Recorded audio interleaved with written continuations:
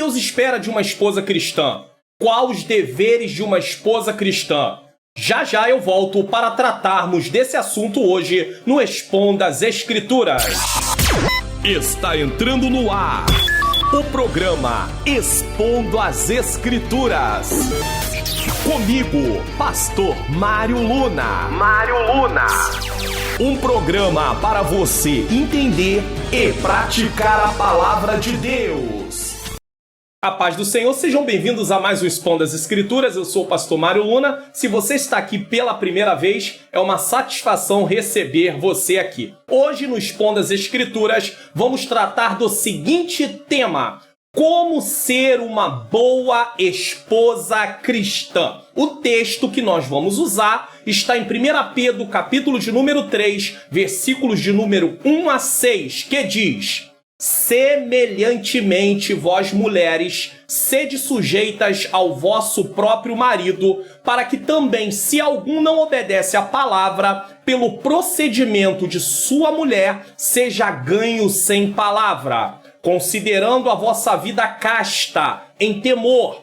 O enfeite delas não seja o exterior, no frisado dos cabelos, no uso de joias de ouro, na compostura de vestes, mas o homem coberto no coração, no incorruptível traje de um espírito manso e quieto, que é precioso diante de Deus. Porque assim se adornavam também antigamente as santas mulheres que esperavam em Deus e que estavam sujeitas ao seu próprio marido, como Sara obedecia a Abraão, chamando-lhe Senhor, da qual vós sois filhas, fazendo o bem e não temendo nenhum espanto. Vamos fazer uma oração. Senhor nosso Deus e Pai amado e Pai querido, eu quero te agradecer esta oportunidade de estar aqui mais uma vez no Expondo as Escrituras. Que o Senhor ilumine a minha mente, para que eu possa compreender e ensinar as verdades conforme estão descritas na Tua Palavra. Ao mesmo tempo, ilumina a mente daqueles que estão assistindo, para que eles também possam compreender e juntos possamos praticar a Palavra do Senhor. Deus seja louvado, Deus seja glorificado. Vamos lá? Um aviso importante para você. Aqui nós temos o link na descrição do vídeo. Você vai para a descrição, chegando lá você desce a descrição, vai ter um lugar lá para você clicar no link, e ao clicar nesse link você será levado para o meu site, dessa página onde você estiver ali, e você vai encontrar um botãozinho para você clicar e baixar o resumo, ou seja, o esboço desse Expondo as Escrituras. Você já deu uma olhadinha aqui no canal? Aqui no canal nós temos uma variedade de publicações e você tem aí a oportunidade de conhecer melhor o nosso canal. Aqui você pode encontrar aí, tá? Você já se inscreveu no canal? Você já ativou o sininho das notificações? Você pode também encontrar a EBD comentada online, tá bom? Nós estamos aí estudando a supremacia das Escrituras. Eu já tenho até a lição de número 6 gravada no canal. É importante você estudar essas lições, tem sido uma bênção. Tenho aí o Expondo as Escrituras na primeira carta de Pedro, que é o de hoje aqui, e você pode começar no capítulo 1, versículo 1, na introdução, e seguir toda a sequência até chegar a esse vídeo de hoje. Primeiro você assiste esse, depois você volta na sequência e vai aprendendo. Tenho no livro de Salmos também, o cuidado do Senhor, Salmo 23, o que fazer no dia da adversidade, Salmo 27, feliz é a família que teme ao Senhor, Salmo 128, e muitos outros salmos. E eu tenho também Expondo as Escrituras em livros variados, inclusive o tema Igreja, um povo diferente do mundo. E também Batalha Espiritual, como vencer. Você está convidado a poder assistir aí os vídeos, compartilhar na sua rede social para que outras pessoas também sejam edificadas. Links na descrição do vídeo. Vamos lá? Introdução de hoje do nosso Expondo as Escrituras na primeira carta de Pedro. Como ser uma boa esposa cristã reflete um tema apropriado dentro do tema principal dessa seção da carta que trata dos deveres da vida cristã. Uma coisa importante a salientar é que a carta que nós estamos lendo, de 1 Pedro, ela vai tratar sobre a vida cristã, uma nova conduta em Cristo. Mas cada seção da carta, ela vai estar subdividida dentro desse tema. E nós estamos estudando os deveres da vida cristã e o que está ali entremeado nos deveres é a submissão à autoridade de Deus e de quem ele constituiu. E agora nós estamos seguindo dentro dessa submissão. Pedro continua tratando da submissão. Ele apresentou Cristo como nosso modelo de submissão e agora passa para a família. Ele começa falando dos deveres da esposa. No Expondo as Escrituras anterior, falamos sobre Cristo, aquele que nos deu o modelo. Ele é o nosso modelo de submissão. Mas também falamos anteriormente sobre os servos e os seus senhores, ou os empregados e seus patrões, numa aplicação prática para os nossos dias de hoje. Então agora nós vamos falar sobre os deveres da esposa como alguém que também está se submetendo à autoridade que Deus constituiu. Vamos apresentar no Expondo as Escrituras de hoje, nos baseando nos ensinamentos contidos nesse trecho da carta, as virtudes que a esposa cristã deve buscar. Por isso, a temática: como ser uma boa esposa cristã. Essa não é uma mensagem para humilhar nenhuma esposa, eu quero deixar isso muito claro aqui, mas para ensinar o que Deus espera da esposa que o serve: submissão aos seus mandamentos.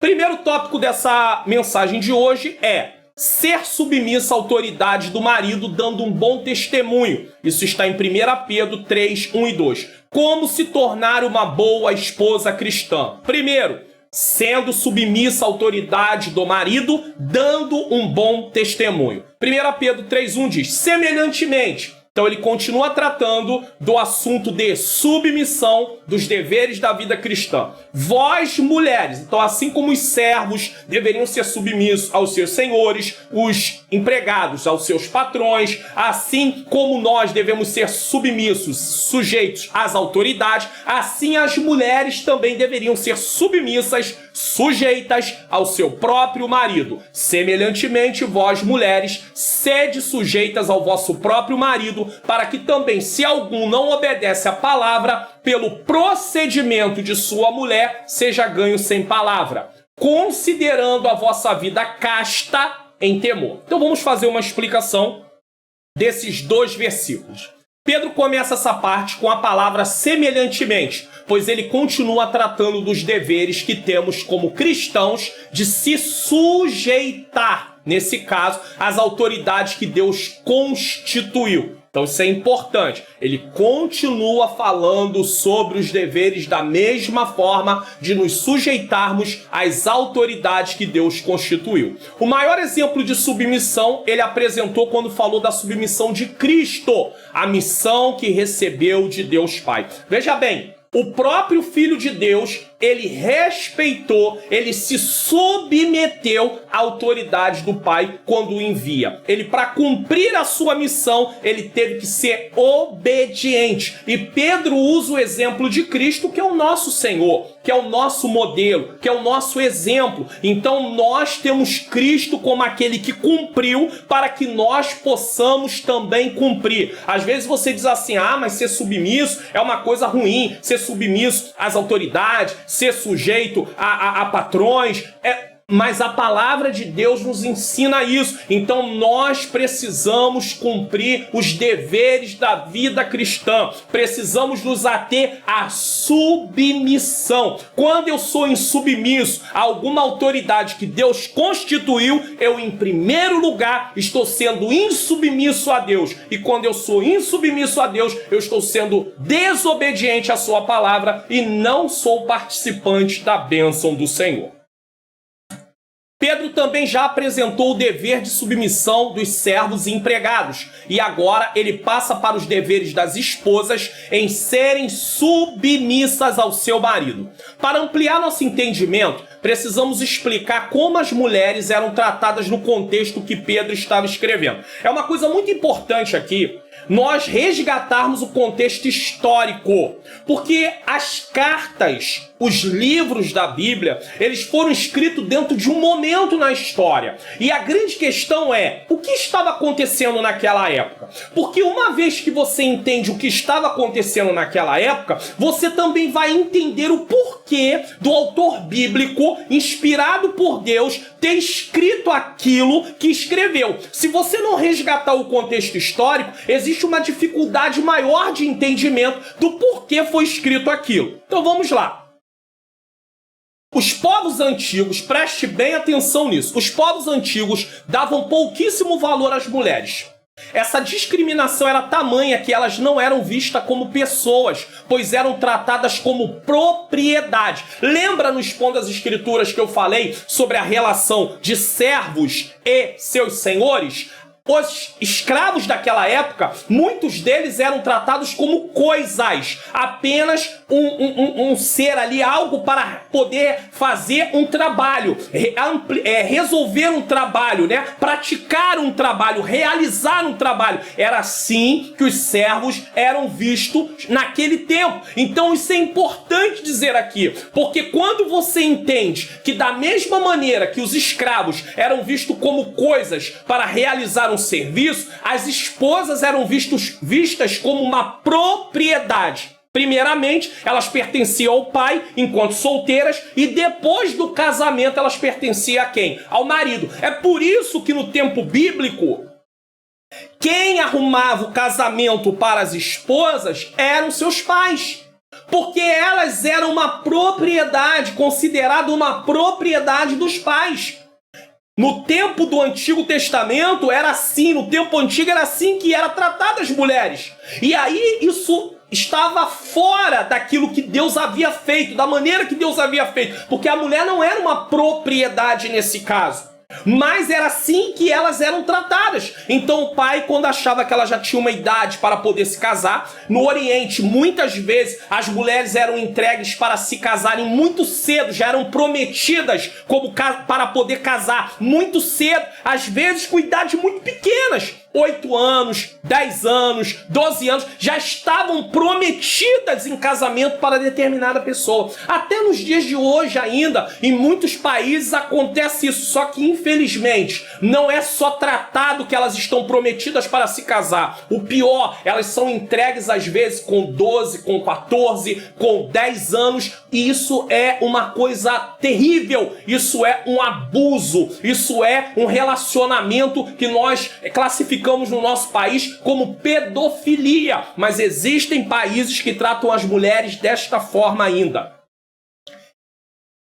Então você viu que elas pertenciam ao pai enquanto solteiras e depois do casamento ao marido. A cultura judaica também tinha um conceito muito baixo em relação às mulheres. Bastava observar como eles oravam para perceber isso. Os judeus pela manhã rendiam graças a Deus pelo fato de não ser um pagão, não ser um gentio, não ser alguém que não tinha aliança com Deus, um escravo, que era considerado uma coisa, e uma mulher. Então todo judeu homem, pela manhã, ele levantava a sua oração e dizia: Senhor, eu te rendo graça, porque eu não sou um pagão, porque eu não nasci uma mulher e porque eu não sou um escravo. Não haviam direitos legais para as mulheres. Quando olhamos para a cultura grega, isso é na cultura judaica, agora olha a cultura grega, nos deparamos com uma discriminação em relação às mulheres muito maior. Para os gregos, a prostituição era parte essencial de suas vidas.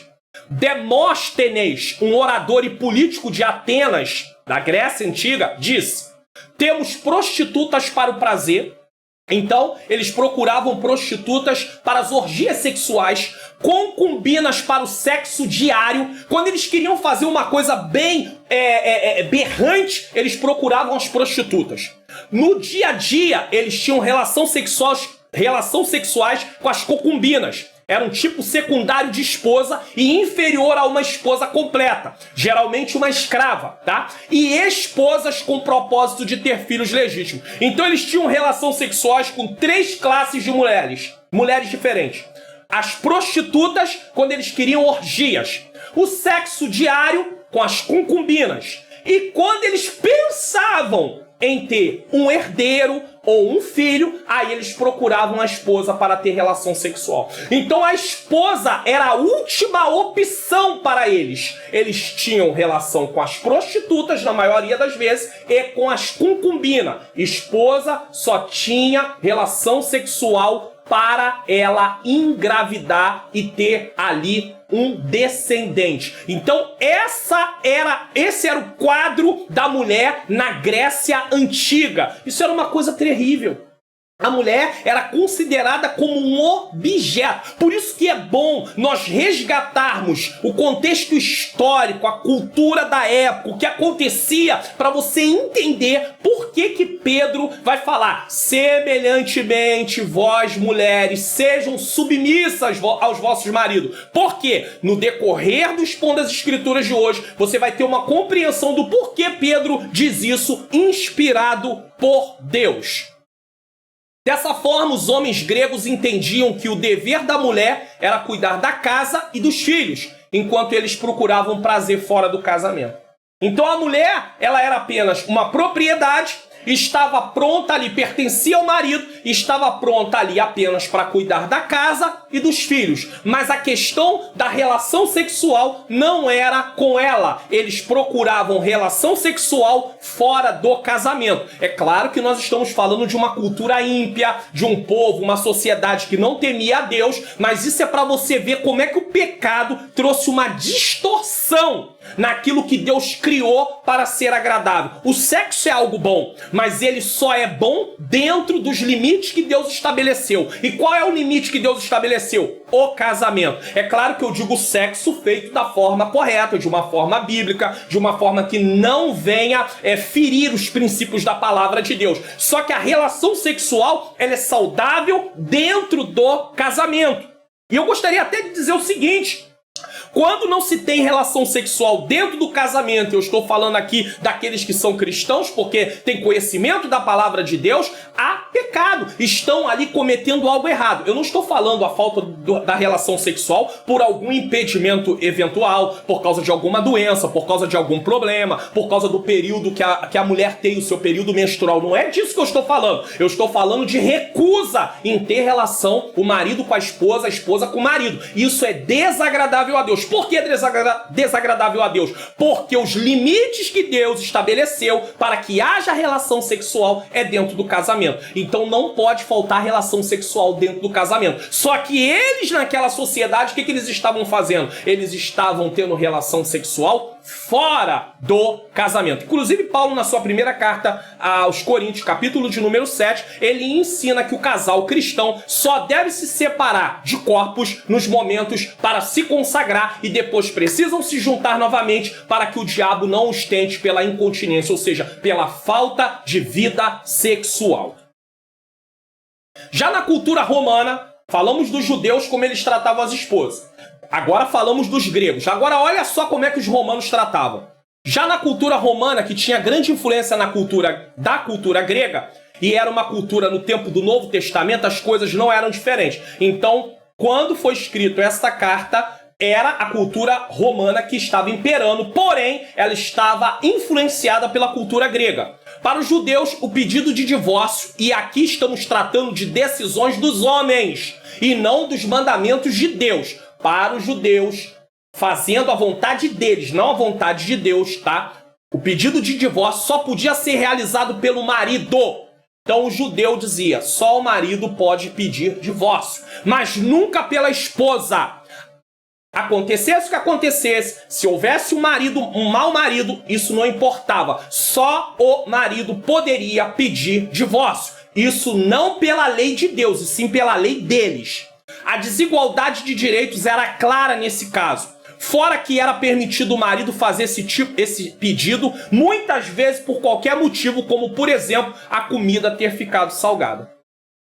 Se a esposa deixasse a comida salgada, se o marido encontrasse alguma coisa que lhe desagradava, ele ali pedia divórcio muitas vezes. Muitos homens que eram adeptos desse ensinamento, muitos judeus que eram adeptos desse ensinamento, não é um ensinamento de Deus, mas eles entendiam, eles interpretavam a Bíblia e em algumas partes eles tinham algumas distorções. Então, a Bíblia, Moisés diz, quando achar coisa indecente, né? Tem um texto que trata disso. Aí eles davam a interpretação de coisa indecente, por exemplo, como a mulher ter feito uma comida não agradável, uma comida não boa, uma comida não saborosa, e eles entendiam o seguinte: eu posso pedir divórcio porque a minha esposa não está fazendo uma comida adequada. Agora imagine quantos divórcios haveriam se nós seguíssemos esse tipo de padrão, se nós tivéssemos essa mentalidade e se Deus, através da sua palavra, não corrigisse esse comportamento dentro da família. A desigualdade de direitos era clara nesse caso, fora que era permitido, como eu disse, né, por qualquer exemplo, por qualquer motivo. Entre os romanos, apesar das mulheres também ter direitos inferiores, quem se divorciava mais eram as mulheres. Então, para os judeus, era o homem só que podia se divorciar. Mas na cultura romana, a mulher tinha direito de divorciar. Então, eram elas que pediam mais divórcio, chegando a ter vários maridos. Inclusive, haviam muitas mulheres, quando você vai buscar na história, não na Bíblia, fora da Bíblia, no tempo do Novo Testamento, era muito comum mulheres terem vários amantes na cultura romana. Não havia fidelidade conjugal naqueles dias. As mulheres esperavam os maridos adormecerem e iam para as orgias, iam para as farras, iam para as festas daquela época. E era uma coisa terrível. Então elas também tinham muitos amantes. Estou falando de mulheres romanas que não serviam a Deus. Você vai entender perfeitamente, você que é irmã, você que é esposa, vai entender por que Pedro vai escrever o que ele está escrevendo para corrigir algumas atitudes. Imagine uma mulher cristã se achando no direito de participar de orgias também. Era preciso arrancar esse procedimento mundano do meio daqueles que estavam servindo a Deus. Eles precisavam entender que agora eles tinham um compromisso de uma nova vida. Eles tinham agora uma nova conduta. Eles não poderiam mais se comportar como a cultura da época. E nós, como cristãos, não podemos nos comportar como a cultura da época, como a sociedade da nossa época, da nossa atualidade. Ah, mas o mundo faz. O mundo não é a igreja. A igreja está debaixo do reino de Deus, do governo de Deus. O mundo está governado por um sistema maligno. Então nós não podemos seguir esse tipo de comportamento. Agora imagine Pedro falando de submissão ou sujeição dentro de uma cultura que horas oprimia a mulher, horas as mulheres praticavam as maiores orgias com os homens. Não havia um equilíbrio. Havia um grupo que discriminava as mulheres eram uma propriedade. Havia outro grupo que as mulheres faziam o que queriam dentro da cultura romana. Então um desequilíbrio total. Olha as distorções que o pecado traz para a humanidade. Então aquilo que Deus construiu e que era bom, uma vida sexual, algo bom, fora dos limites que Deus instituiu, é pecado. E era assim que era tratado. Outra coisa, a mulher não era para ser tratada como uma propriedade. Ela não era para ser hostilizada. Não era para arrancar os direitos dela. E aí foi arrancado. Aí alguém vai dizer, justamente por isso que aí começou a imperar o feminismo. Mas o feminismo, ele defende causas das mulheres com um procedimento que vai contra a palavra de Deus. Ensina às mulheres a insubmissão dentro daquilo que Deus instituiu. Então, aquilo é mascarado. Há uma máscara. A gente está defendendo as mulheres. Não. É uma defesa que vai contra o que a palavra de Deus ensina. Então, tudo aquilo que é feito ao contrário do que a Bíblia ensina, ainda que no nosso modo de ver humano, contaminado pelo pecado, pela natureza pecaminosa, nós achamos que está certo, quando Deus diz que não, é não. Então nós não podemos seguir o padrão do mundo. Agora preste atenção. Tudo desequilibrado. De um lado, mulheres discriminadas, do outro, mulheres fazendo o que queriam. A liberdade que elas receberam em Cristo poderia trazer conflitos em suas mentes. Porque elas são livres. E conhecereis a verdade vos libertará. Opa, sou livre. Se eu sou livre, agora eu posso fazer o que eu quiser. Eu não estou mais debaixo de uma submissão. Aí Pedro tem que escrever para mostrar, opa, a liberdade de Cristo não é um aval para libertinagem, para viver da forma que cada um quer. Não. Nós somos agora servos de Jesus para podermos obedecer a Deus e andar de acordo como Jesus andou. Jesus é o nosso modelo de comportamento. Isso é importante aqui dizer. Podemos aqui ser esclarecido pelo que Paulo escreveu à igreja de Éfeso sobre o papel da esposa. Então, para podermos entender um pouquinho melhor o que Pedro está falando sobre submissão, vamos ver o que Paulo diz para a igreja de Éfeso. Efésios capítulo 5, versículo 22. Vós, mulheres, sujeitai-vos a vosso marido como ao Senhor. As esposas devem ser sujeitas ou submissas ao seu marido, com base na autoridade delegada pelo Senhor ao marido. Entendeu, esposa? As esposas devem ser sujeitas ou submissas ao seu marido com base na autoridade delegada pelo Senhor ao marido. Quem deu autoridade de líder ao marido no lar foi o Senhor. Devem ser sujeitas ao marido como são sujeitas ao Senhor. Precisamos entender que todos que aceitam a Cristo passam por uma troca de Senhor. Isso aqui é importante mostrar. Antes de aceitar Cristo, essas esposas eram escravas do pecado. Qualquer ser humano era escravo do pecado. E se sujeitavam aos seus maridos por medo, por rejeição e etc. Muitas mulheres hoje, inclusive, até se sujeitam, entre aspas, porque não é uma sujeição da forma que Deus está dizendo, aos seus maridos. Por quê? Porque não tem meios, às vezes, até para poder sobreviver. Às vezes tem filhos, às vezes não sabe como vai fazer, para onde vão. Tem mulheres que são extremamente humilhadas por homens cruéis, homens perversos. E pasmem, muitos desses homens se dizem cristãos, obreiros da igreja, um presbítero, pastor, evangelista, diácono. Homens que tratam suas esposas dessa forma não são dignos de estarem no ministério do Senhor, porque no ministério de Deus precisa haver exemplo.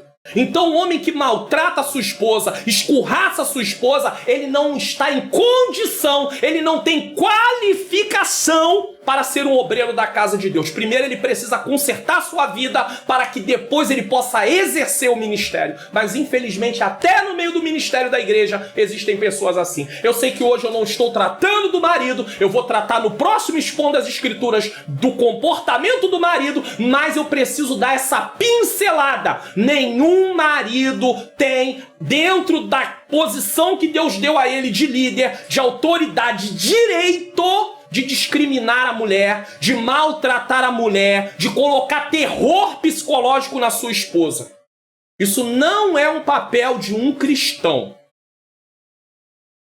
Antes de aceitar a Cristo, elas eram escravas do pecado. Mas agora essa sujeição é por obediência a Deus. Então elas são sujeitas ao marido porque obedecem a Deus.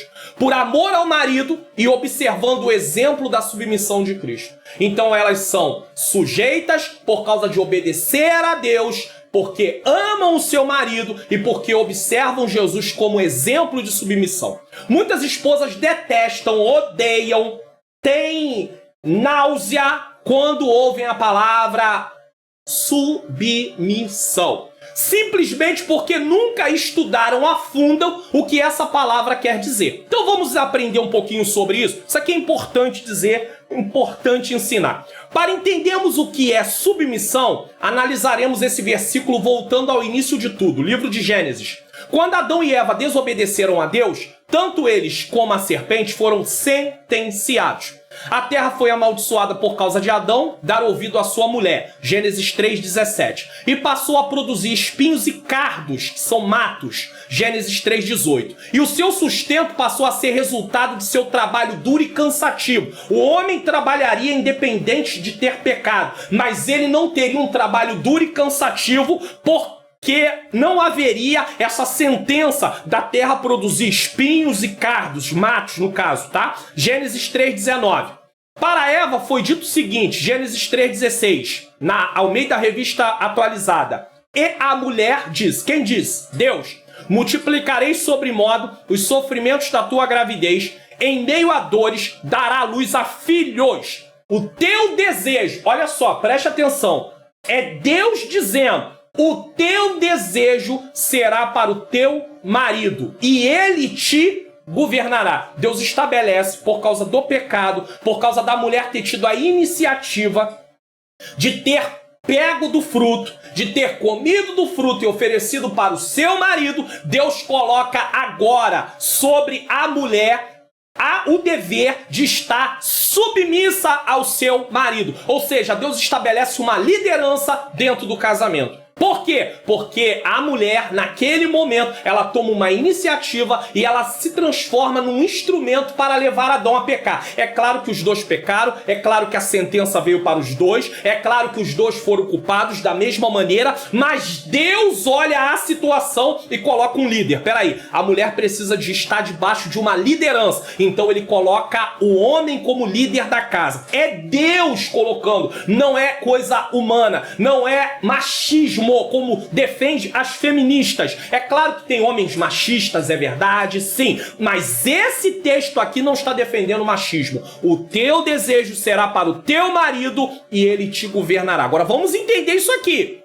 A condenação da mulher aconteceu dentro do seu papel de mãe, gerar filhos, e de esposa, auxiliar o marido. Então, tanto gerar filhos passou a ser doloroso, no sentido do momento ali do parto, como também auxiliar o marido, porque agora ela não está mais numa posição de igualdade. Agora existe igualdade no sentido de liderança. Agora Deus coloca o marido como líder. A serpente e a terra foram amaldiçoadas, mas a mulher e o homem foram condenados. A mulher foi condenada a ter sérios problemas no seu papel de esposa e mãe. Ela teria dificuldade na sua tarefa de ser auxiliadora idônea, porque a partir dali não haveria mais o governo compartilhado no jardim. O seu desejo estaria submisso ao desejo do marido, que a governaria, que a lideraria, que estaria como líder dentro do lar. Em relação à maternidade, ela passaria por grande sofrimento, teriam sofrido trabalho para dar luz a filhos. Preste atenção.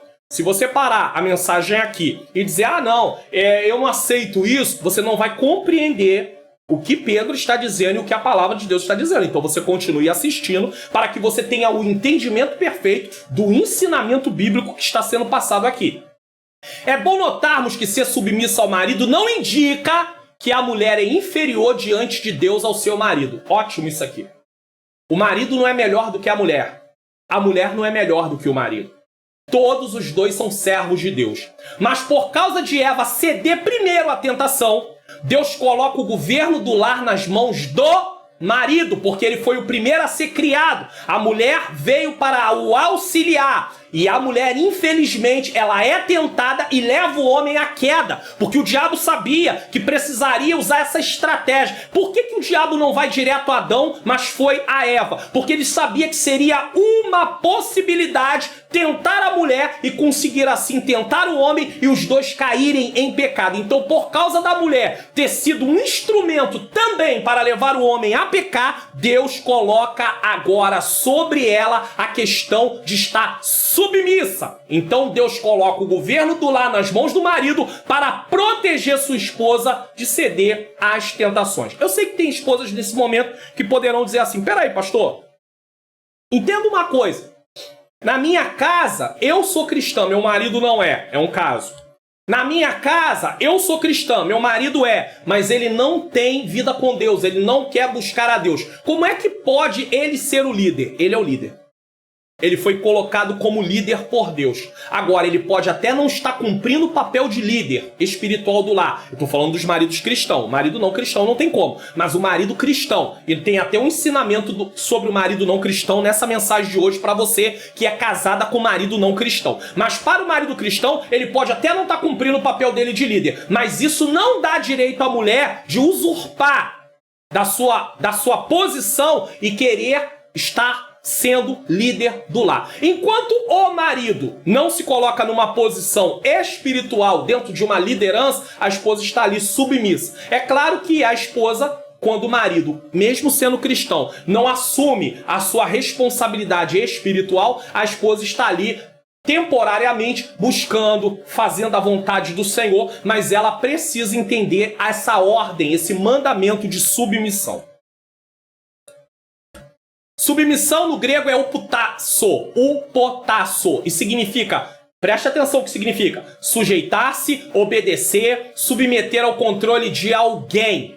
É uma atitude voluntária de ceder, cooperar, assumir responsabilidade e levar uma carga. É uma atitude voluntária, tá? É adentrar a missão de alguém, submissão, para ajudá-lo a cumprir. Podemos notar que em Gênesis 2:18 diz assim: disse mais o Senhor, Deus, não é bom que o homem esteja só. Far-lhe-ei uma auxiliadora que lhe seja idônea. Durante toda a criação, Deus fez as coisas e disse Deus, ele disse assim que era bom, né? Deus viu que era bom. Mas quando chega nessa situação do marido, ele diz do homem, ele diz, não é bom. Deus se preocupa com a situação de Adão. Então ele diz, não é bom que o homem esteja só. Far-lhe-ei uma auxiliadora, alguém que esteja junto com ele para poder cumprir a missão que Deus tinha dado ao marido. A esposa se une a essa missão e os dois cumprem a missão juntos. A mulher foi formada para ser uma auxiliadora do homem. Essa palavra fala do papel de ajudar e socorrer. Essa palavra fala do papel de ajudar e socorrer. Então, combinando a palavra submissão com auxiliadora, encontramos a seguinte definição. Preste atenção. A esposa é alguém com atitude voluntária. Ela não pode ser obrigada. Maridos que têm esposas que não têm se colocado numa posição conforme Deus quer, entendam que você não pode forçar ela através de um tratamento hostil para que ela venha cumprir o seu papel de auxiliadora, de mulher submissa. Não é com grosseria, não é com atitude de ditador, de arrogância que você vai conseguir isso. Você vai precisar orar, você vai precisar dar um exemplo de marido, de líder do lar, de exemplo em oração, exemplo em vida com Deus, para que Deus possa ir trabalhando na mente da sua esposa. Você precisa pedir a Deus que venha transformar a mente dela, dar consciência a ela sobre aquilo que ela está fazendo, que não está cumprindo a palavra de Deus. Orar para Deus iluminar a mente dela, para ela compreender a palavra do Senhor. Enfim, mas você não pode obrigar com força, com violência física, com violência psicológica. Maridos não podem agir dessa forma em hipótese nenhuma. É claro que eu estou falando aqui dos maridos cristãos, porque os maridos não cristãos não obedecem à lei de Deus, apesar que muitos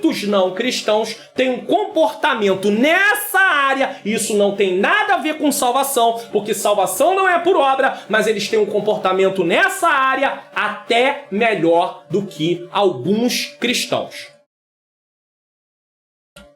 Essa submissão é praticada por amor, pois a esposa deve ser submissa ao marido da mesma forma que ele é submissa a Cristo. Então, qual é a base de submissão da esposa para o marido? O marido merecer? O marido ser legal? O marido ser um bom marido? Não, a base de submissão da esposa para com o marido é obedecer a Cristo. É fazer o que Cristo estabeleceu. Por isso que não adianta aquela velha desculpa. Ah, mas o meu marido não merece. Ah, mas porque o meu marido não tem atitude. Ah, porque o meu marido é isso. Ah, porque o meu marido é aquilo. Não adianta. A submissão não está baseada em quem o seu marido é, e sim naquilo que Deus estabeleceu. A esposa precisa ser submissa ao marido. Cooperar, ajudar, estar ali ao lado, cumprir a missão junto com o marido, voluntariamente e por amor. Podemos notar que o modelo da submissão da mulher é como ela se submete a Cristo. Nesse caso, esposas são sujeitas a seu marido porque são sujeitas a Cristo e obedecem à ordem dele para se sujeitarem a seu esposo. Aqui existe uma ligação entre a obediência da esposa a Cristo e ao marido. E esposas que não são submissas a Cristo nunca serão submissas a seu marido, pois a submissão ao marido é o reflexo da submissão a Cristo. Tem mulheres que dizem assim, não, eu sou submissa a Cristo, mas não é submissa ao marido. Se não é submissa ao marido, não é submissa a Cristo. Porque para ser submissa a Cristo, você precisa obedecer aquilo que ele estabeleceu. Pedro prossegue apresentando um segundo motivo por que as esposas devem se sujeitar ao marido. O primeiro é obedecer à autoridade que Deus deu ao marido. O segundo é que elas devem se sujeitar com forma de testemunho cristão, pois através dessa sujeição... Então entenda uma coisa aqui. O primeiro motivo é obedecer à autoridade que Deus deu ao marido. Deus colocou o marido como uma autoridade dentro do lar, como um líder. Assim como Deus instituiu a autoridade, os governos como autoridade, assim como o Senhor dos servos lá do Novo Testamento também era uma autoridade sobre os seus senhores, né? O Senhor era a autoridade sobre aqueles que estavam ali, os servos tinham o Senhor como autoridade, desculpe, tá bom? Assim também o marido está como uma autoridade que Deus estabeleceu. Então, esse é o primeiro motivo. O segundo é que elas devem se sujeitar como forma de testemunho cristão. Exemplo, pois através dessa sujeição, os maridos que não servem a Deus e que talvez estivessem acostumados com as mulheres que muitas vezes eram insubmissas, podem ver agora em Cristo sua esposa com uma vida transformada e submissa a eles. Eu sei que tem esposas que vão dizer assim, pastor, o senhor me desculpa, mas olha só, eu tenho testemunho de ser submissa ao marido, obediente, lavo, passo, cozinho, cuido dele, e ele só me maltrata. E ele só faz coisas que não deve fazer. Olha só, o erro do seu marido não é motivo para você também errar. Então, se o seu marido tem cometido coisas que não são agradáveis a Deus, mesmo que ele seja um cristão, dentro do tratamento com você, não entre pelo caminho dele, porque ele prestará contas de todas as obras, e eu prestarei, e você também prestará conta de todas as obras que nós realizamos. Se o seu marido não lhe respeita, se o seu marido faz coisas que não deve, lhe trata agressivamente, não use isso como motivo para ser insubmissa, porque aí vão ser dois pecando, dois errados. Ah, pastor, mas se ele me maltrata, eu vou ter o direito de não ser submissa. Então Cristo também não deveria ter ido para a cruz. Porque ele foi maltratado, pisado, escarnecido, cuspido. Ele poderia ter dito, não, eu vim morrer no lugar da humanidade, sim, para dar salvação àqueles que creem em mim, porque a salvação é oferecida para todos, mas só é dado o pagamento para aqueles que aceitam, só tem valor o pagamento da morte de Jesus para aqueles que aceitam Jesus. Ele poderia dizer, não, eu vim para morrer pela humanidade, não para passar por isso aqui. Então, eu estou obedecendo, por que eu estou fazendo a vontade do Pai? Por que é que eu tenho que passar por isso? Então, não é porque você está sendo obediente, sendo submissa, que alguém está desrespeitando, que alguém não está andando conforme Deus quer, que você vai ter o direito de abrir mão daquilo. Não é porque pessoas fazem errado que você vai fazer errado também. Então não siga esse caminho, porque senão você vai entrar na transgressão, como o seu marido pode estar dentro da transgressão. Pedro enfatiza que a evangelização desses maridos não cristãos deve ser feita, acima de tudo, com a conduta transformada da esposa. Nada prega mais do que o nosso bom testemunho. Infelizmente, muitas pessoas na atualidade têm rejeitado Jesus por causa do mau testemunho de muitos crentes. Porque não tem visto o cristão, como disse Jesus, como luz. Não tem visto o cristão como sal. Ou seja, algo que possa influenciar. Não tem visto. Então, o mau testemunho faz com que as pessoas não se rendam a Jesus. E a esposa, a maior pregação dela é o exemplo dela como cristã. A conduta dela, mesmo que ela esteja passando por sofrimento, ela tem uma conduta cristã. E isso, querendo ou não, vai confrontando a consciência do marido. O Senhor vai confrontando a consciência do marido. Por mais que ele não a trata bem, mas mesmo assim, ela está com um comportamento digno daquilo que elas têm de posição como uma serva, como uma mulher cristã. Ele não é cristão, mas ele vai vendo o comportamento, a atitude. Ele pode até não dar o braço a torcer, ele pode até não admitir, mas ele está sendo confrontado. Ela está testemunhando com as suas atitudes. Ela vai pregar para ele quando tiver oportunidade, falar do amor de Jesus. É claro que nesse contexto de Pedro, nem isso as mulheres tinham condição de fazer. Mas no contexto nosso, nós podemos. A mulher pode falar do amor de Deus para o seu marido no momento apropriado, mas ela precisa testemunhar muito mais com suas atitudes. Pedro enfatiza que a evangelização desses maridos não cristãos deve ser feita acima de tudo com a conduta transformada da esposa. Pois em uma cultura que as esposas deviam seguir a religião do seu marido, ainda tem mais essa. Naquele tempo a esposa tinha que seguir a religião do marido. Se o marido era idólatra, ela tinha que seguir, mas ela aceita Jesus. Imagine a situação que ficava dentro desse lar. Tá? Olha só, pois em uma cultura que as esposas deviam seguir a religião do seu marido, argumentar com palavras que seu marido estava errado e precisava de Cristo poderia ser visto como insubordinação. E com isso a situação do casamento só poderia piorar. Então Pedro fala, pregue com seu exemplo, sem palavra.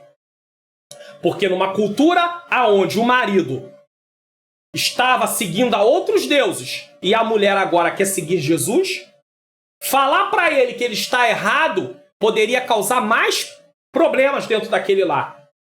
Ainda mais que já havia a influência da sociedade que ele vivia, dele ser duro, dele ser rígido. Estou falando do marido não cristão. Dele tratar ela como uma coisa. Então o que ela precisava? Ela precisava de ser submissa para ser um modelo, um exemplo, melhor dizendo. Um modelo Cristo, seguindo o modelo de Cristo, para que o marido visse nela luz.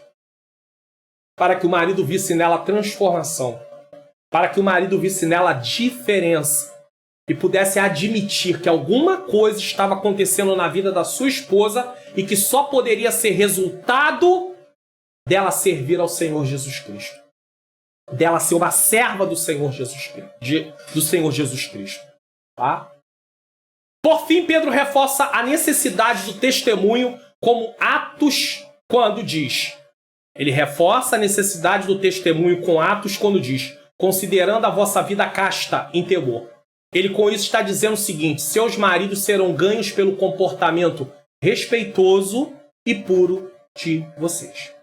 Então, nós aprendemos aqui, nesse primeiro tópico, sobre a questão de ser submissa à autoridade do marido, dando um bom testemunho. Aí Pedro agora vai falar, não priorizar a beleza exterior, 1 Pedro 3,3. O enfeite delas não seja o exterior, no frisado dos cabelos, no uso de joias de ouro, na compostura de vestes. Vamos entender algo sobre esse texto. Não existe aqui uma proibição das esposas se cuidarem em sua aparência. Eu não vou entrar aqui em usos e costumes. Pela bondade de Deus, eu sou membro da Assembleia de Deus.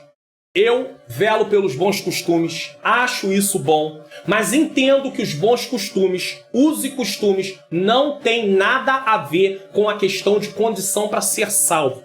Não é porque eu estou cumprindo os bons costumes que eu vou ser salvo. Não. Os bons costumes é algo bom, mas não tem nada a ver com salvação. A salvação não é conquistada pelo que eu faço. Foi conquistada pelo que Jesus fez. Eu recebo salvação, eu não gero salvação.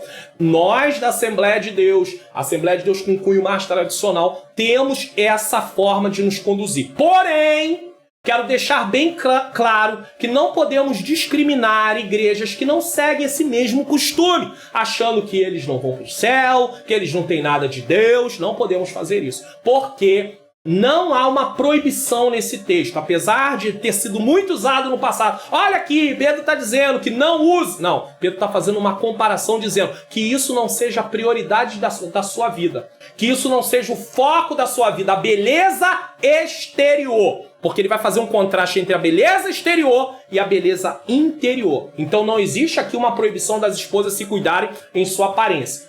Mas se você pertence à Assembleia de Deus tradicional, não usa algumas coisas, você deve seguir ali aquele modelo, porque essa é a forma de comportamento daquela igreja, tá?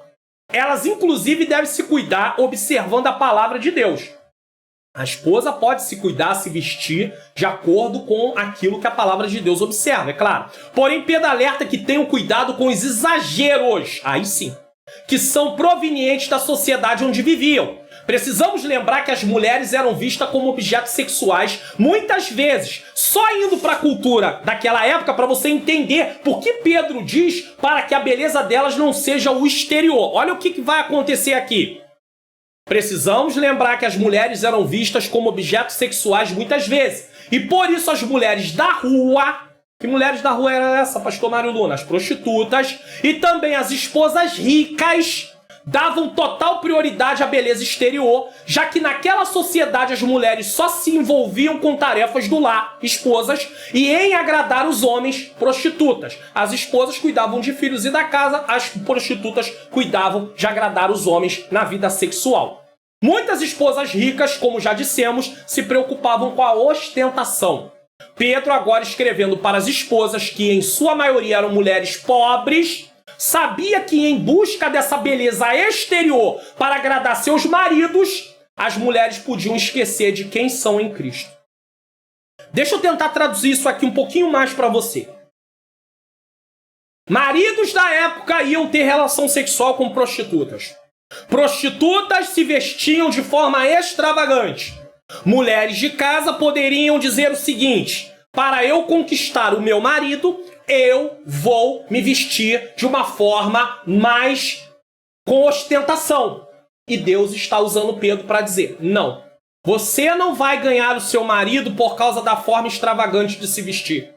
Você vai ganhar o seu marido através do bom testemunho em Cristo. Deu para entender? Então, até nos dias de hoje, mulheres que querem competir com mulheres da rua para segurar o marido são mulheres que acabam se arruinando e não chegam a lugar algum. Não pode você, esposa cristã, querer se comparar com mulheres que não servem a Deus e querer se igualar na forma de se comportar, com todos aqueles enfeites, com todas aquelas coisas, igualzinho, até muito mais, berrantes, extravagantes, sem equilíbrio. Veja bem que eu não estou aqui condenando usos e costumes, eu não estou falando aqui sobre isso, mas eu estou dizendo uma coisa extravagante. Com qual motivação? Ganhar meu marido. Não. A mulher da rua se arruma muito bem, ela tem se vestido de uma forma assim, que é até indecorosa, tá? Vestimentas que não tem pudor e modéstia, e aí sim é doutrina, já não é uso e costume. A mulher se vestir com pudor e modéstia é doutrina. A mulher precisa cobrir o corpo e as formas. Então não adianta nada ela estar com uma roupa comprida e arrochada, formoseando o corpo e aparecendo peça que não era para si, não é parte da vestimenta que não é para aparecer. Tá errado. Também não adianta ela ter uma roupa que seja larga, que não está formoseando o corpo, mas curta, que quando ela senta pode aparecer o que não deve, ou então ela vai ter que usar a Bíblia para poder cobrir. Bíblia não cobre corpo, o que cobre corpo é tecido. Então isso é desobedecer doutrina. Se vestir com pudor e modéstia é doutrina. Agora, o modelo de roupa, a forma como é, aí já entramos no campo do uso e costume, que algumas igrejas não usam e assim é respeitado. Outras igrejas usam e nem por isso vão deixar de ir para o céu. Mas tudo com equilíbrio. Mas o que Pedro está frisando aqui é: não se compare com as mulheres de fora.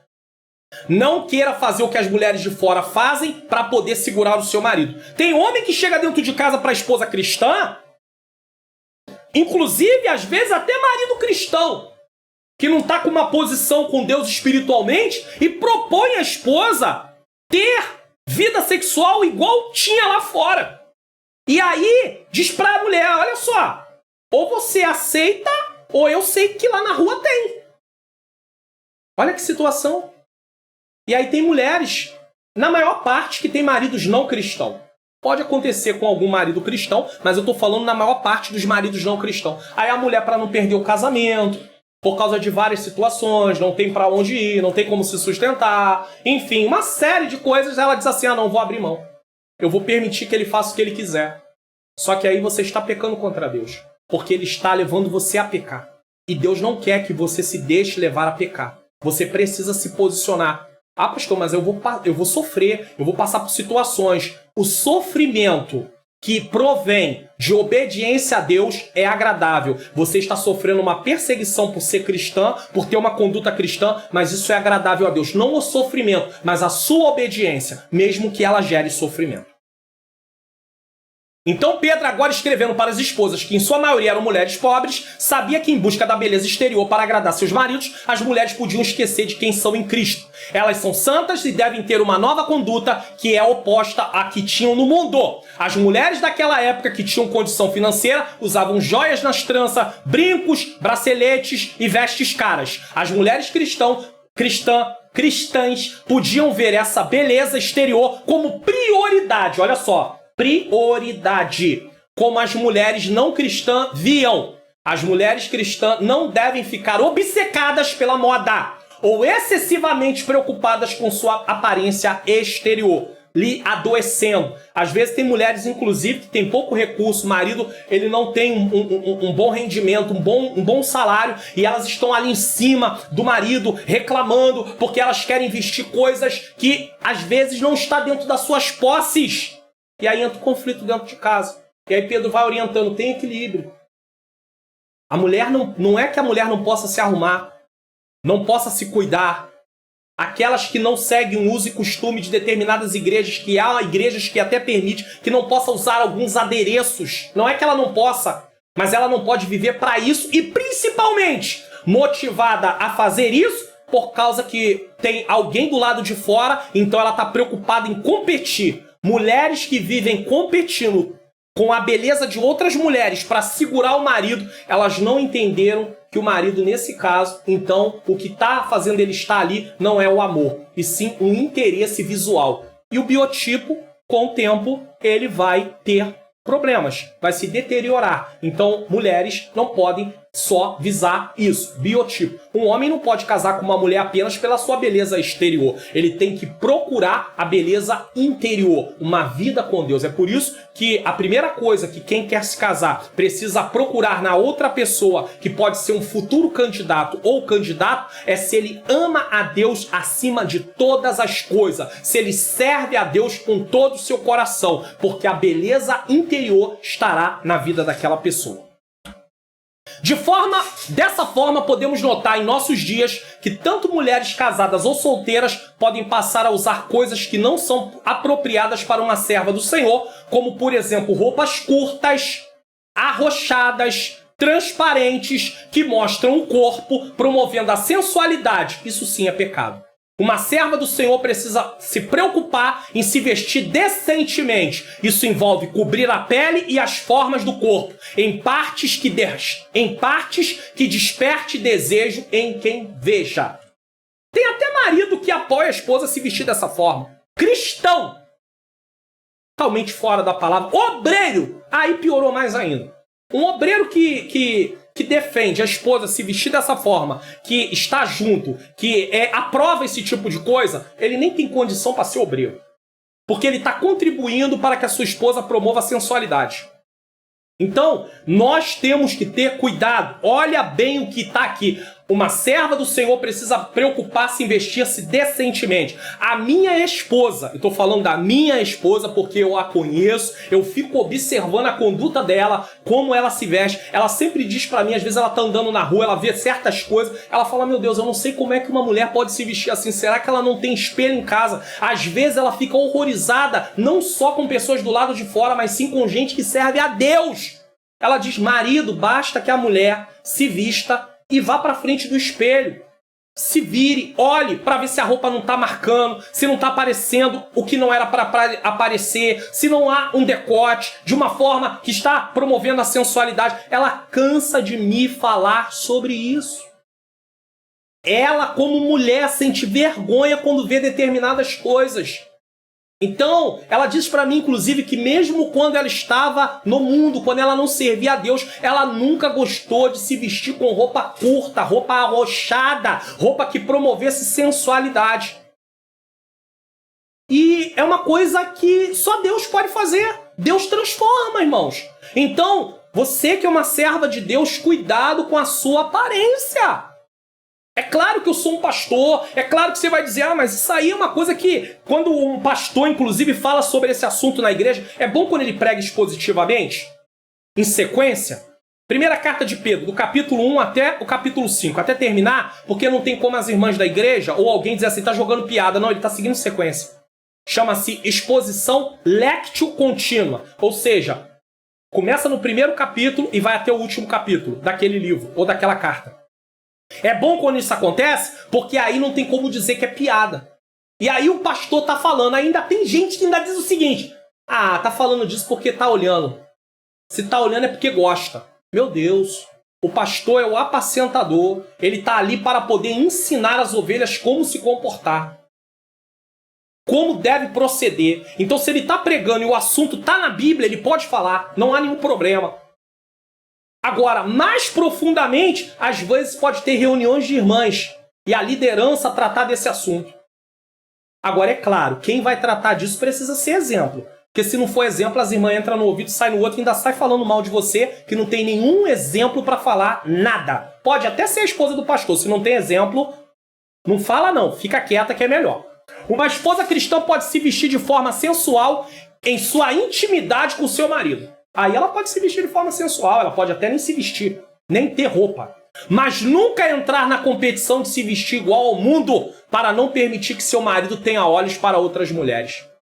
Se você, como mulher, acha que só vai conquistar o teu marido pela sua aparência, você está perdida, porque vai ser uma competição a vida inteira. E aí a idade começa a vir, e aí você vai competir mais com o quê?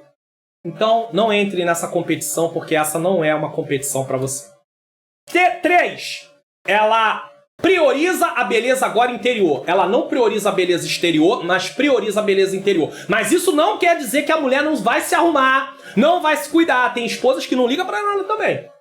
Aí também já é o outro absurdo. Não se penteia, não se perfuma, não liga pra nada. O marido trabalhou o dia todo, chega em casa, encontra sempre, eu não tô dizendo que não possa acontecer algumas vezes, mas encontra sempre a esposa não tomou um banho ainda, não tá arrumada. Quer dizer, o marido só vê a esposa desarrumada, sem ser cuidada, quase. Aí fica difícil, né? Então você que é mulher, você precisa também ter esse cuidado. É bom ter reuniões de mulheres e as irmãs que estão na liderança tratar disso também. É por isso que eu falo. Igrejas que não têm departamento de família e as igrejas Assembleias de Deus erram muito nessa parte. Muitas Assembleias de Deus não se preocupam com essa parte. Só apaga fogo quando o incêndio já está lá queimando tudo. Aí já não adianta mais. Às vezes o casamento já está a ponto de acabar e já não adianta mais nada. Então é bom ter um departamento de família para tratar desses assuntos, ter palestras sempre, encontros sempre, para poder ter esses ensinamentos. Porque tem irmãs que até não fazem, porque acabam se deixando levar pelas situações e quando são ensinadas, são confrontadas. Opa, eu preciso cuidar da minha aparência. Agora, você que é marido, precisa também disponibilizar recurso. Porque como diz, e eu vou usar agora a fala dele, o pastor Cláudio Duarte, mulher é algo caro para poder se manter. Então precisa também o marido não ser aquele homem mesquinho que cuida do carro, mas não cuida da mulher. Um homem que cuida do carro, investe no carro, mas não investe na mulher, é um homem que precisa ter um encontro real com Deus. Ele está deixando de cuidar do osso dos seus ossos, da carne da sua carne. Priorizar a beleza interior, 1 Pedro 3,4. Mas o homem encoberto no coração, no incorruptível traje de um espírito manso e quieto, que é precioso diante de Deus. Pedro diz que ao invés da prioridade da esposa ser a beleza exterior, ela precisa investir na beleza interior. A mulher cristã pode até ganhar um banho de loja, mas precisa estar lavada e adornada pela palavra de Deus. Deu para entender agora, irmãs? É claro que Pedro, mais uma vez, está claramente demonstrando que os valores do reino de Deus são invertidos em comparação a esse mundo. Se uma esposa cristã só se preocupa com a aparência exterior, mas não se preocupa com a aparência interior, ela estará indo na contramão do que a Bíblia ensina. Ela precisa se preocupar com a aparência exterior, mas muito mais com a aparência interior. Para as mulheres não cristãs, o que importava primeiro era a aparência. As que eram ricas ostentavam suas joias e roupas. As que eram prostitutas se embelezavam para atrair a maior quantidade de homens possíveis para si. Porque através do embelezamento, elas conseguiam atrair. Os homens viam beleza e queriam ter relações sexuais com elas. Pagavam para isso. Mas como deveriam se portar as esposas cristãs? Pedro aponta como a mulher cristã deve obter essa beleza interior. A NTLH, nova tradução na linguagem de hoje, diz: pelo contrário, a beleza de você, esse mesmo texto, lendo na TLH, 1 Pedro 3,4 diz, pelo contrário, a beleza de você deve estar no coração, pois ela não se perde. Ela é a beleza de um espírito calmo e delicado, que tem muito valor para Deus. Pedro foca na beleza interior, que é incorruptível, não se corrompe, em contraste com a beleza exterior, que é passageira, foi o que eu falei. O biotipo vem tendo decadências, então vai haver o envelhecimento. Ele aponta características dessa beleza. Um espírito calmo e delicado. Um espírito calmo e delicado vai fazer o quê? Vai atrair o marido. A mulher pode até ser bonita, mas imagine uma mulher grossa. Uma mulher arrogante, uma mulher grossa, arrogante, soberba, ela perde toda a sua beleza. Ela pode estar arrumada com a melhor roupa, usando as melhores joias, ainda que tenha, pode ter um sapato maravilhoso, uma bolsa cara de grife. Se ela for arrogante, soberba, grossa, a beleza dela vai embora rapidamente, porque não há nada atraente nessa mulher. Então, esposas cristãs, servas de Deus, não priorize a beleza exterior. Cuide da sua aparência, sim. Se arrume, sim. Mas se preocupe como prioridade numa beleza interior, em transformação de vida. Se você está me ouvindo e você está me vendo e você ainda não é uma serva do Senhor, Jesus quer salvar a sua vida. Você tem salvação. Jesus quer te dar salvação. Aceita Jesus como Senhor e Salvador da sua vida, porque o Senhor quer mudar a sua história. Provérbio 31:30, na Bíblia Viva, diz: os encantos de uma mulher podem ser apenas uma ilusão, e a beleza não dura para sempre. Olha aí, o texto. A verdadeira beleza, a verdadeira honra de uma mulher está em amar e obedecer ao Senhor. Ou seja, um espírito manso e quieto, transformado por Deus. Precisamos lembrar que Pedro está falando de submissão também para mulheres que não tinham maridos cristãos. E por isso seu testemunho, através de uma vida de amor e obediência ao Senhor, beleza interior, poderia mudar a história de sua família. Por outro lado, existem mulheres que cuidam muito da sua aparência, beleza exterior, e descuidam de amar e obedecer ao Senhor, e por isso seus lares estão destruídos por suas próprias mãos. Salomão diz: o temor do Senhor é o princípio da sabedoria. Uma mulher sábia, ela começa sendo obediente a Deus. Para podermos ser sábios, precisamos obedecer aquilo que Deus manda. Provérbios 9:10. E acrescenta: a mulher sábia, como é que você vai ser sábia? Se você for obediente a Deus. Edifica a sua casa, mas a insensata, quem é a insensata? A que rejeita o ensinamento, a que rejeita a doutrina, a que rejeita os preceitos de Deus. Eu não vou ser submissa a coisa nenhuma. Aqui em casa não tem negócio de submissão, não. Eu não vou obedecer isso, não. Então você passa a ser uma mulher insensata. Uma mulher que não está sendo sábia. E uma mulher insensata, segundo o texto, ela derruba com as próprias mãos a sua própria casa, o seu próprio lar. Provérbios 14, versículo 1. E por fim, observar o exemplo de submissão das mulheres do Antigo Testamento. Pedro está falando de submissão e talvez pudessem perguntar para ele, seus leitores: tá bom, mas com que exemplo você pode nos dar? Qual exemplo que você pode nos dar de submissão? 1 Pedro 3, 5, 6 diz assim: porque assim se adornavam também antigamente as santas mulheres que esperavam em Deus e estavam sujeitas a seu próprio marido. Por que Pedro usa um exemplo do Antigo Testamento? Porque, na verdade, a Bíblia que eles tinham no momento ainda era só o Antigo Testamento. O Novo Testamento ainda estava em construção. Então ele vai buscar exemplos no Antigo Testamento durante toda a sua carta. Paulo faz isso direto, porque o Novo Testamento ainda não está pronto. Como Sara obedecia a Abraão, chamando-lhe de Senhor.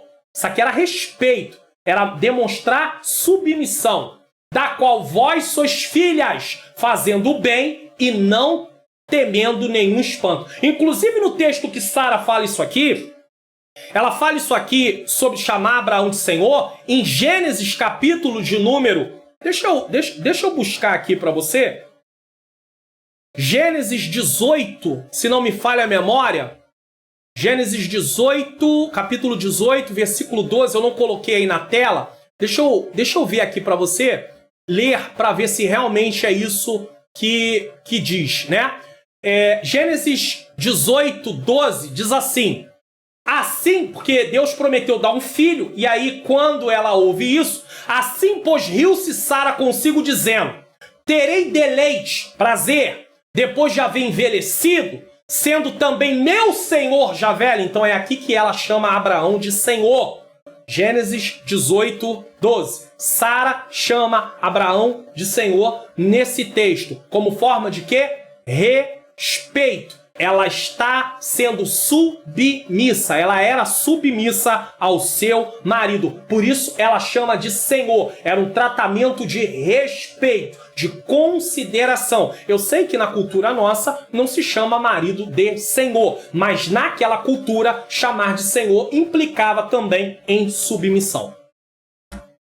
Pedro usa o Antigo Testamento para sustentar seu ensino. Ele primeiro diz que a prioridade na beleza não podia ser exterior e sim interior. E agora ele usa o exemplo das mulheres do Antigo Testamento para provar o que foi dito. Então eu tenho um exemplo. Pedro está dizendo, eu tenho um exemplo do que eu estou dizendo. Olha só como Sara se comportava.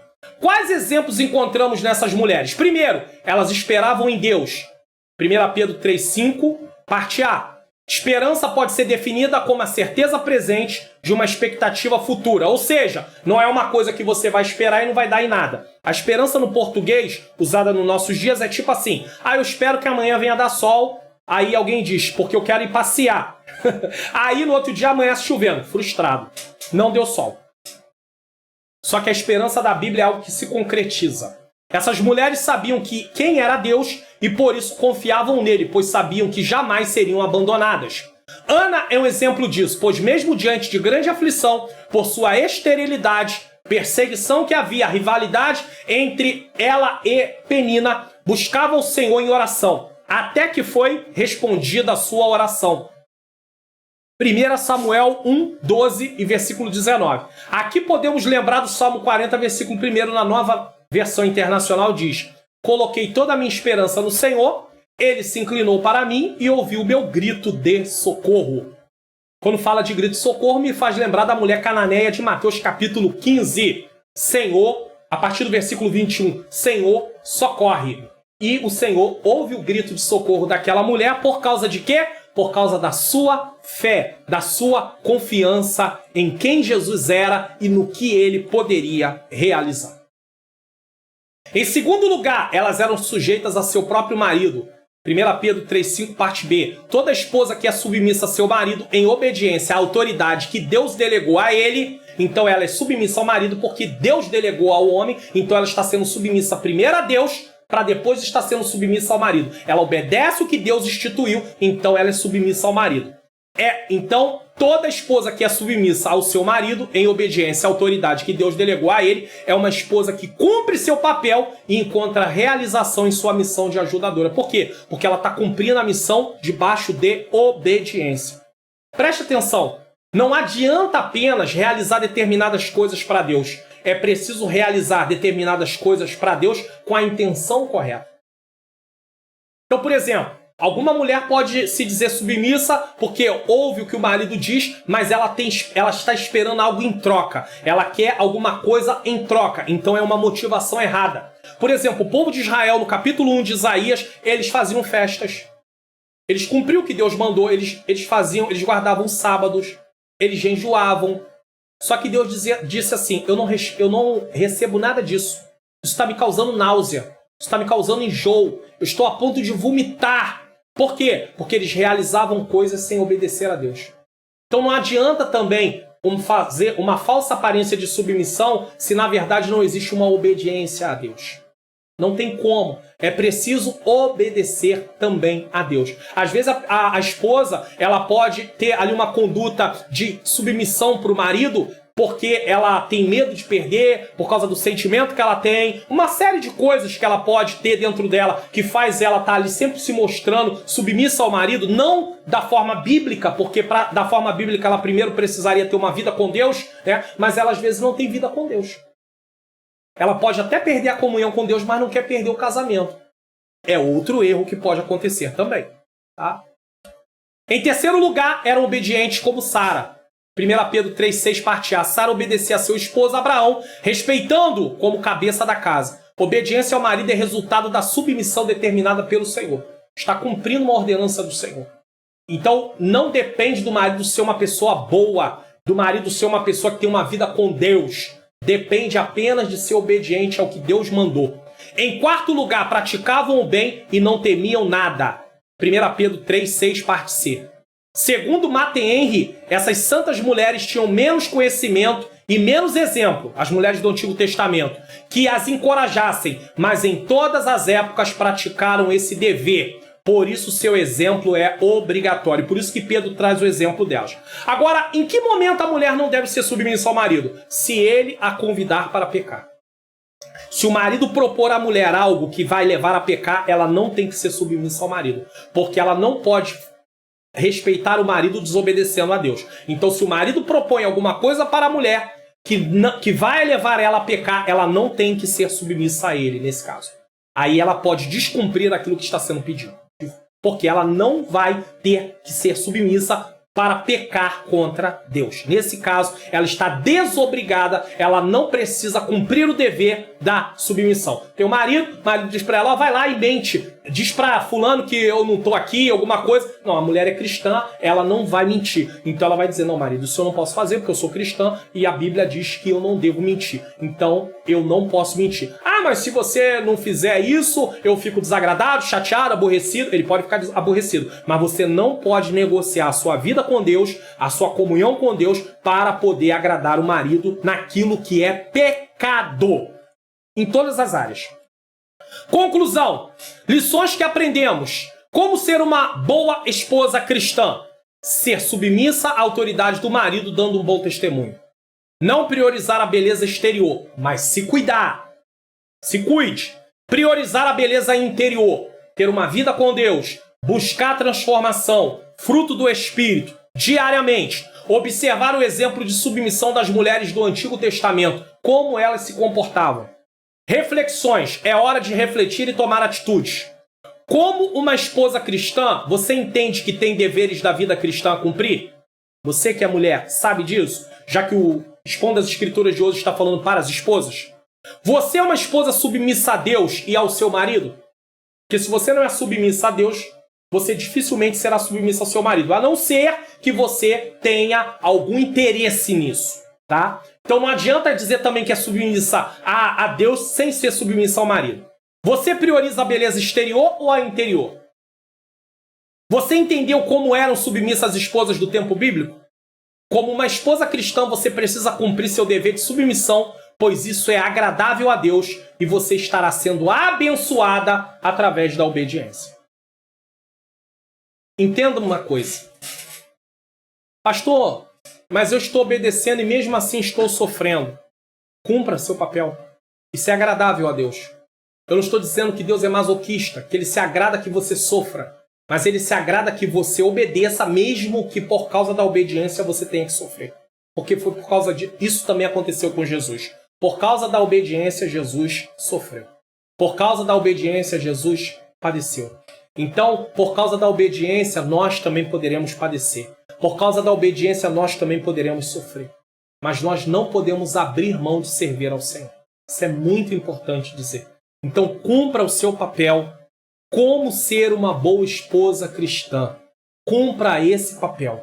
E com certeza, o Senhor estará te abençoando. Porque ainda que o seu marido esteja numa desobediência ou ele não seja cristão, você está cumprindo aquilo que Deus determinou. Com exceção da submissão, no caso dele pedir para você pecar, e aí não. Aí você não vai pecar, porque você primeiro precisa obedecer a Deus. Vamos fazer uma oração. Senhor Deus e Pai, eu quero te agradecer por mais esse Expondo as Escrituras, onde tivemos a oportunidade de aprender sobre como ser uma boa esposa cristã. E aprendemos sobre a questão da submissão, do não valorizar, Pai querido, Pai amado, a aparência exterior, mas sim valorizar a aparência interior e se baseando nos exemplos das esposas ou das mulheres do Antigo Testamento. Ajuda as irmãs, Senhor. Dá força a elas para cumprir o papel de uma esposa cristã, os deveres de uma esposa cristã. Que a tua bênção esteja sobre a vida de cada irmã, de cada esposa, é o que eu te peço e já te agradeço em nome de Jesus. Que Deus possa lhe dar graça